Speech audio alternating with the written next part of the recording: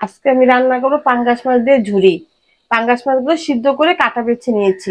চুলায় একটা প্যান বসিয়ে দিয়েছি তেল পরিমাণ মতো। দিয়ে দিচ্ছি রসুন কুচি, দিয়ে দিচ্ছি পেঁয়াজ।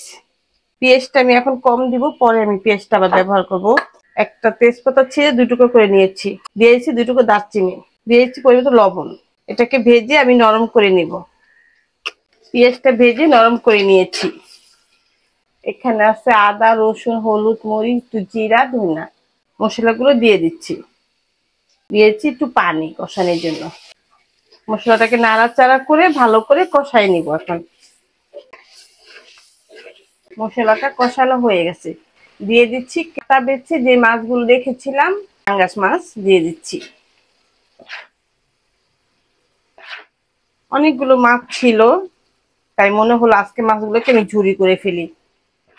ঝুরি করলে একটু ঝাল ঝাল খেতে ইচ্ছা করছিল, তো ভাবলাম যে এটাই ভর্তার মতো করে ঝুরি ঝুরি করে ফেলবো, খাওয়া হয়ে যায়। মাছটাও আমার শেষ হবে, ভাতটাও আমার মজা করে খাওয়া হবে আজকে। আপনারাও চাইলে একদিন এইভাবে রান্না করে দেখবেন, যখন মনে হবে অনেকগুলো মাছ আছে, আজকে বেশি রকম তরকারি রান্না করব না, অল্প একটা তরকারি রান্না করব।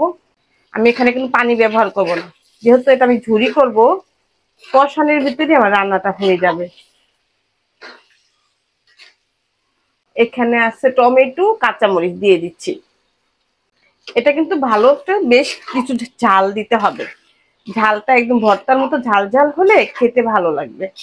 তাহলে আপনার আর অন্য তরকারির কোনো প্রয়োজন নাই। মাছ মাংস বলো কি, তুমি দূরে থাকো, আজকে আমি এটা দিয়ে পেট ভরে ভাত খেয়ে নিব। এটাকে আমি এখন আস্তে আস্তে করে অল্প আঁচে এটাকে আমি রান্না করে নিব। মাছটা কিন্তু আমার অর্ধেক পরিমাণ হয়ে গিয়েছে। এখন আমি দিয়ে দেবো পেঁয়াজ। পেঁয়াজগুলো মোটা মোটা করে কেটে রেখেছি এবং আমি পিস পিস করে খুলে নিয়েছি, যাতে পেঁয়াজটা নরম হবে, গলবে না। দিয়ে দিচ্ছি। এখানে মাছের পেটি ছিল, তাই পেটির থেকে অনেক তেল বের হয়েছে। মাছটা বড় মাছ তো, বড় মাছের পেটিগুলো কিন্তু একটু মাংস থাকে না, পুরাই তেল থাকে। আর এই তেল থাকার জন্য এটাকে আমি আজকে ঝুরি করলাম। অনেক বড় একটা মাছ ছিল, বাচ্চারা অনেক খেয়েছে, এখন বলে আম্মু আর খেতে ইচ্ছা করে না, তো মনে করি যে আজকে ঝুরি করে ফেলি। আমি কিন্তু এতে পানি ব্যবহার করিনি, অল্প আছে, এটাকে আমি একদম শুকনো শুকনো করে ফেলবো।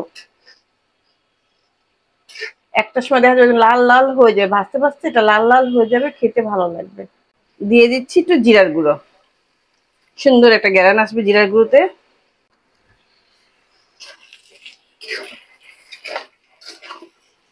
এটা যেহেতু মাছের ঝুরি, আমি কিন্তু মাছগুলোকে এইভাবে এইভাবে করে মাছগুলো খুলে দিয়েছি, কারণ এটা বড় মাছ, মাংসের মতো একটা সাথে একটা লেগেছিল।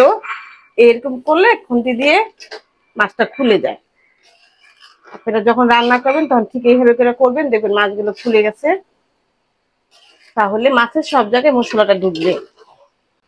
কালারটাই পাল্টে গিয়েছে, কি সুন্দর টকটকে একটা লাল কালার হয়েছে, ভাজা ভাজা হয়ে গিয়েছে, কড়াই থেকে উঠে যাচ্ছে। দেখেন রান্নাটা আমার হয়ে গিয়েছে, একদম ভাজা ভাজা হয়ে গিয়েছে।